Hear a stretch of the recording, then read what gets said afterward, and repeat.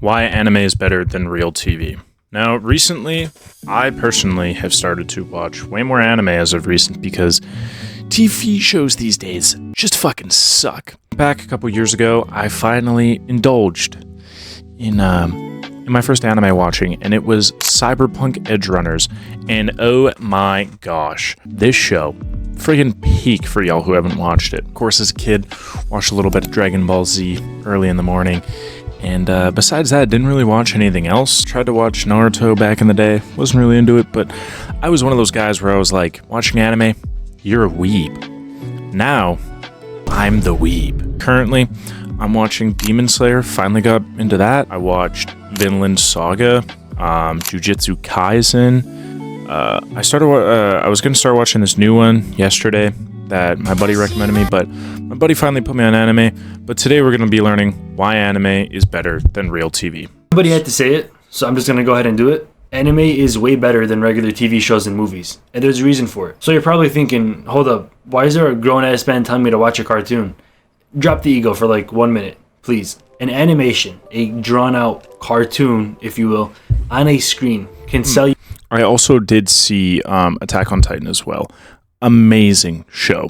And hold up, let me give my rendition on why personally I think currently anime is better than regular TV shows. Regular TV shows are currently, in my opinion, just getting recycled. Like, you can only make one Office, you can only make one Brooklyn Nine-Nine, you can only make one Breaking Bad. You know, you can't have renditions of these, and you can't keep making spin-offs and stuff like this, and you can't keep making Love Island and Temptation Island and all these shows, right? So I think this is why people are starting to get invested more in animes, because you have so much you can do with them. When you're animating, it's like you can create the scene, you can create just everything about it, and the storylines, let me just say, absolutely peak. I don't think I've seen a bad anime as of yet. Not saying that there isn't bad animes, because there definitely is. Yeah, I haven't seen one that's not good.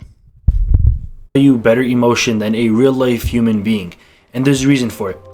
Anime can express a feeling that regular humans can't express, because otherwise it would be awkward.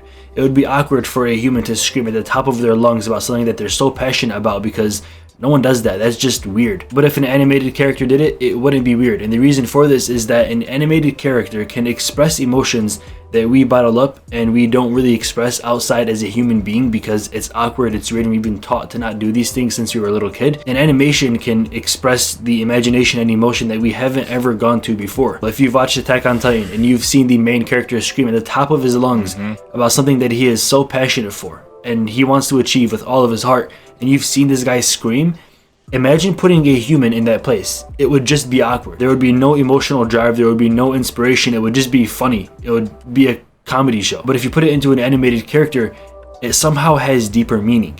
This is a feeling that a lot of shows really can't express to you. A lot of human beings, a lot of paid actors can't really express to you. When they sell you emotion, it's something that you've never seen a human being express before. Otherwise, it would just be weird. I don't know how to fully explain it, but when you watch anime, listen, sometimes I cry, but look, we're not going to talk about that. I had this friend back in high school, and he had these weight problems. Nah, I 100% agree. There are TV shows where I watch them, and there's a sad part in it, and I'm just like, meh.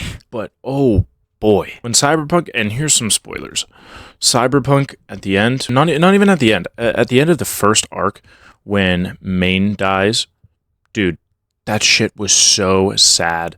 And even at the end, yet again, spoiler, when David dies, which it's confirmed he's dead now for y'all Cyberpunk lovers, David dies, that shit had me almost in tears. And there's been so many other things. Vinland, so beautiful, beautiful story. But it's a different emotion. Do I sound like a weeb when I say this? Probably. Do I care? Not really. That he's always been trying to lose weight for many years, but he just couldn't ever seem to get it off. He started to watch Naruto for the first time ever, and he came back after that summer break 25 pounds lighter. He shocked everybody. Everybody was stunned that he walked back inside of that school so much skinnier. He was so healthy, fit, and slim. And I asked him, yo, how did you do it? I know you've been trying to work on this for a long time. How did you finally lose all that weight? And he goes, bro, I just started watching Naruto. And I thought he was joking at first, but he actually wasn't. There was something about the emotion and the mental drive that that show gave him. He said that it inspired him so much to train harder and work harder than he's ever done before that he came back to school that year, 20 pounds slimmer. Character development is a big part of anime. Since there are no human beings just playing the role or playing the part, now there's an animation, and that animation stays the same throughout the entire... Even I'll say this, because this technically isn't even considered an anime. Invincible, I would consider as more of a cartoon, but we can classify it in the anime. The character development in Invincible, absolutely nuts. It's insane. So, for example, we have Mark, who is half human, half Viltrumite. As we've seen in the story so far, he's starting to move more towards becoming a Viltrumite. And then we have his dad, Omni-Man, on the other side, who started off super Viltrumite, and he's starting to become more human as the story progresses, where he wants to help the human race now. The character development's too good. I can't even go into all of it because it's so peak. You just have to watch an anime to understand it. Entire movie, and it doesn't ever repeat, so that animated character will never star in another movie. Like we see many of these famous Hollywood movie stars in so many different movies, it kind of breaks immersion. That's true too. Like, if I'm going to watch a movie or a TV show, and for example, I see Robert Downey Jr., I'm immediately thinking this is Iron Man. Or like you have Harrison Ford in some random movie. You're looking at him, you're going, that's Han Solo, or that's Indiana Jones. Put any person who's had a significant role into a movie and you try and put them into a TV show or a movie, you're just constantly thinking about that person. So I 100% agree with what he's saying. Seeing a certain actor in 5 different movies, how do you believe that they're really playing a part in this certain one? With common sense, you can infer that they're just doing this just to get paid, or they're just playing the role, or they're just doing their part. But with an animation, that's really who they are. The character doesn't exist in the real world. The character doesn't exist anywhere besides that certain show or movie. And that's why you can feel so connected to an animation, even though it's literally just a drawing technically. You feel like you're really connected to that person because that person only exists in that certain show. Now, when you think of animation or anime, you're probably thinking of the regular American cartoons like Family Guy or American Dad. It's nothing like that at all. These shows are usually made for comedic purposes and satire, but anime shows you the deeper meaning behind life, and it teaches you a lot of valuable lessons. It also drives your emotion, like I talked about earlier, which any of these American cartoons could never do. Since there is no CGI in animation and we aren't importing fake make-believe characters into a real-life world, there's no disconnect between both realities. In animation, it's all fake, so that somehow makes it feel all real. If I was to be standing next to Hulk, for an example, it would obviously be fake because this person doesn't exist in our real world.